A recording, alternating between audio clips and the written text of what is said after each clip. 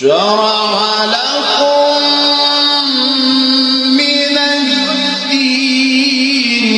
ما وصى به نوحا والذي أوحينا إليك